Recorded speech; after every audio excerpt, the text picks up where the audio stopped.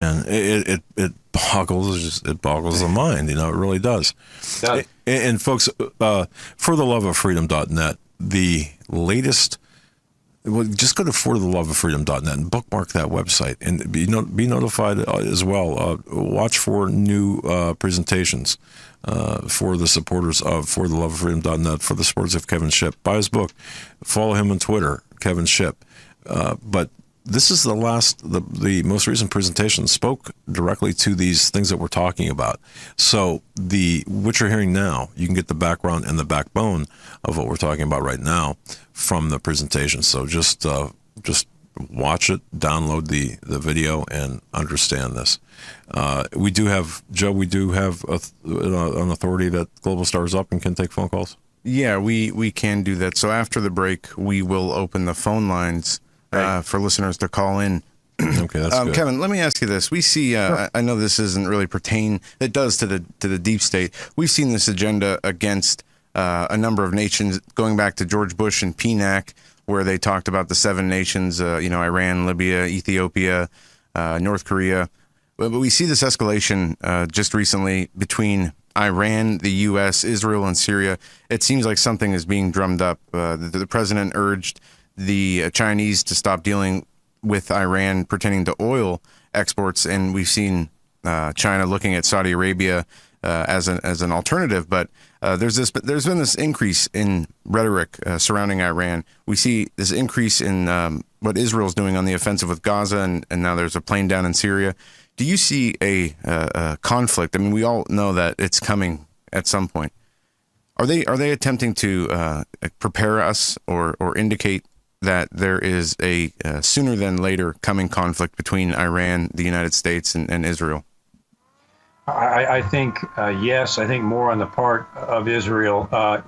Israel, I think, has every intention of eventually striking Iran and striking it hard. In terms of the Trump administration, I think there's a new strategy where the U.S. has just kind of taken Iran's threats and death to America Day and all the threats they've made to our country, and he's just calling their bluff on it. I think that's what Trump has done recently, especially in one of his tweets. Israel looks out for Israel, I guess, as you could imagine. And there's something you guys probably heard of called the Masada complex. Israel's basic foundational doctrine, is that Israel will protect Israel first, no matter what, in every case. And in a way, they kind of got to be that way because they're in the center of the eye of the storm over there. So I think Israel is trying to escalate a conflict with with Iran, before Iran gets the ability to send missiles in there. And that in their view, I'm sure would be in the interest of their national security to stop Iran before it got missiles that could reach Israel and other places. So there is an escalation. It's not, it's a little complex in that it's coming from several prongs, but I think, I think those are some of the things that are going on there. But I think it depends on whether Iran is going to back down from Trump counting their bluff or not. I suspect they will, because it would be foolish not to. However, I think it's in Israel's plans to escalate the war. Wow. All right. So that paints a rosy future. We've got about a minute and a half, minute 15 before the top of the hour break, and that'll be a 3-minute break. But in the next minute or so, your biggest concern today, if you can identify one of the multitude that you probably have, given the fact that you know a heck of a lot more than we do about the inside workings of things, what would you sum it up to be?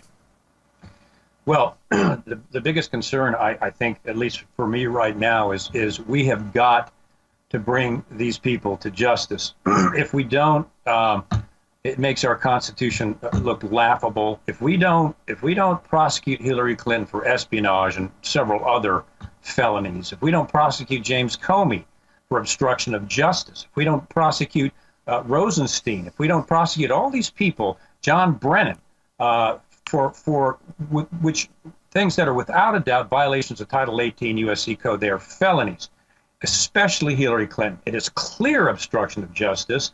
And with Comey, it was clear obstruction of justice. And Mueller and Laura Lynch and on down the line we go. So if these people are not indicted and held accountable, Doug, that is my greatest concern. If that doesn't happen, our legal system has become empty and powerless and meaningless. If these people walk this, this is a state in our country's history where our very principles are at stake here, and the soul of our nation is at stake, whether or not we prosecute these people.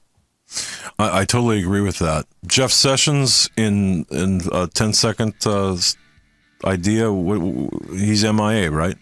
I grit my teeth when I think of Jeff Sessions. There you go. I don't know what his problem is. I think it's inexcusable the way that he has been standing back from this. I really do. Folks, you're listening to the Hagman Report on this, the 24th day of July 2018. What an incredible program. What an incredible guest. A good friend of the program and a patriot, true American patriot, Kevin Shipp. Follow him on Twitter at Kevin Shipp. ForTheLoveOfFreedom.net is his website. His book is From the Company of Shadows. He's a guy that deserves your support, our support. Let's get behind him, stand beside him, and we're going to be opening the phone lines and intertwining calls over the next hour. What a gracious man to take phone calls, your phone calls. So articulate the question, and we'll be back. Give us 3. And welcome back to this edition of the Hagman Report. Are we blessed or what to have with us Kevin Shipp, an American patriot, the author of From the Company of Shadows? I've read this book. I've got this. I don't let, and I'm serious about this, I don't let people, I've got a couple of books. Eric the Tech had given me a first edition of a book written in 1905. I've got this book in the same cabinet. I don't let people touch this book because of the inscription on the inside, and I'm not going to show it to you, but it's there. But great book, great information from the Company of Shadows. Before we get back to our guest, I want to mention Filter Easy. I want to welcome FilterEasy.com to our really a roster of sponsors.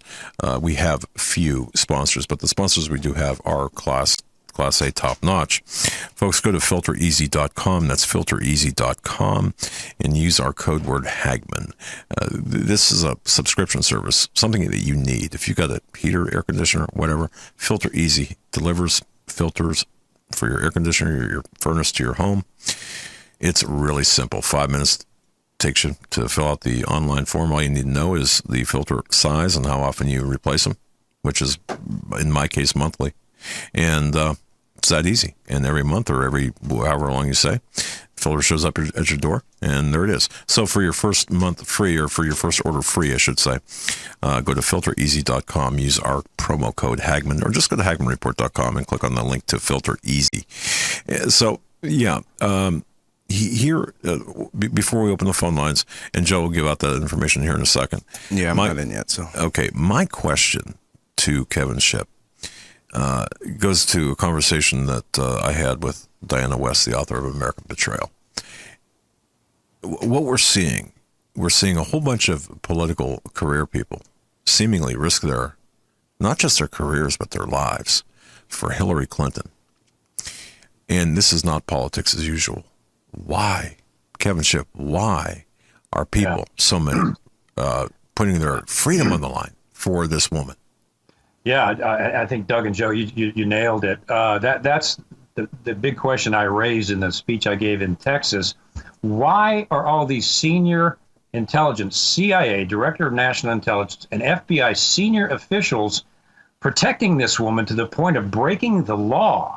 What on earth does Hillary Clinton have? What kind of power does she have over these people that they would do, they would do anything to get her elected, knowing that this woman is connected into charity fraud, connected into Russian espionage with Uranium One, connected into crimes going all the way back to Arkansas. Everybody knows that the Clinton Crime Syndicate exists, and yet senior officials of the FBI, the CIA, the DNI, and others are basically breaking the law to protect this lady. What on earth does this woman have on these people? What kind of power? What kind of money? What kind of information does she know about these folks? Because you're so right, Doug. This is not political. Maybe I'm jaded from my counterintelligence past, but this looks like a counterintelligence case. That this woman has got some kind of power over these people to the point where they will sacrifice prison to protect her and try to get her into office. Well, let me be your first caller from the Hagman studio to Kevin Shipp. My question to you, Mr. Shipp, is Could this have anything to do with even going back to the FBI files back in when she was first lady and Bill Clinton was president? I mean, was that just, and what's his face, the bouncer from the Pittsburgh bar? I can't remember his name now. Is their chief of security? His name escapes me, but could it go back that far? It does. Okay. It does. Their crime syndicate started back in Arkansas and connected to Iran-Contra, and there was some connections with the Clintons going all the way into Washington and into the CIA. And her syndicate started that far back, and that's how long it's had to extend its tentacles globally.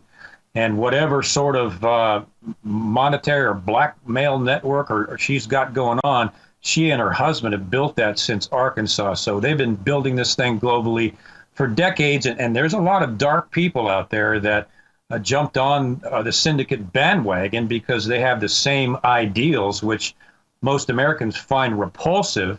Abortions up to the 9th month, cutting the baby's spine for population control, to the occult.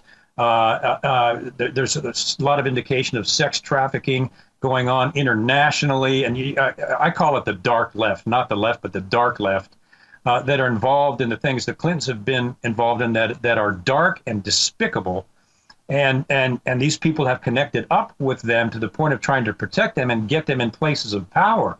So there's something very, very dark and very powerful going on with Hillary Clinton, especially, and Bill, but primarily Hillary. And I just pray to God that comes out and is exposed. I think the Anthony Weiner laptop, they just found 700,000 of Hillary's emails on that laptop. It looks like that includes the 33,000 that she destroyed. We understand there were things on that laptop the NYPD chief said he wouldn't even let his daughter look at.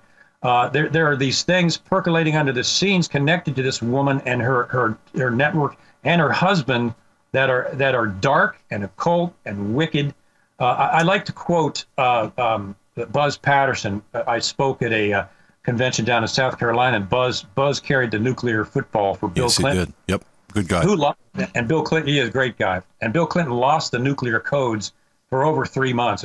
Most people don't know that, but Buzz was the one who reported that. But anyway, when Buzz was done talking, someone asked him, what if you were to sum up Hillary Clinton based on your experience and you were right there next to him, what kind of person is she?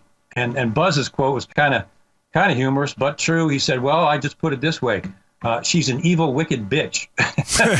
So, and I laughed and I said, well, I don't think I could have said that better myself. This woman is wicked, soulless. She's involved. I know from some of the folks inside the White House, when just after they were elected, they had sex toys hanging off the White House Christmas tree, and I won't go into what kind those were. They stole a bunch of furniture in China when they left. They have almost tactic. Yeah, I think it was $150,000, $200,000 worth of White House property. Yeah. These people, at best, are sociopaths, and at worst, are psychopaths. So that being said, what do they have on James Clapper, Comey? What do they have on John Brennan, or what do John Brennan, Clapper, and Comey want to join up with Hillary Clinton for? What on earth is going on here? I mean, it is something huge. And as I said before, I am hoping and praying that comes out and the lid is blown off the top of that, because I think it's huge.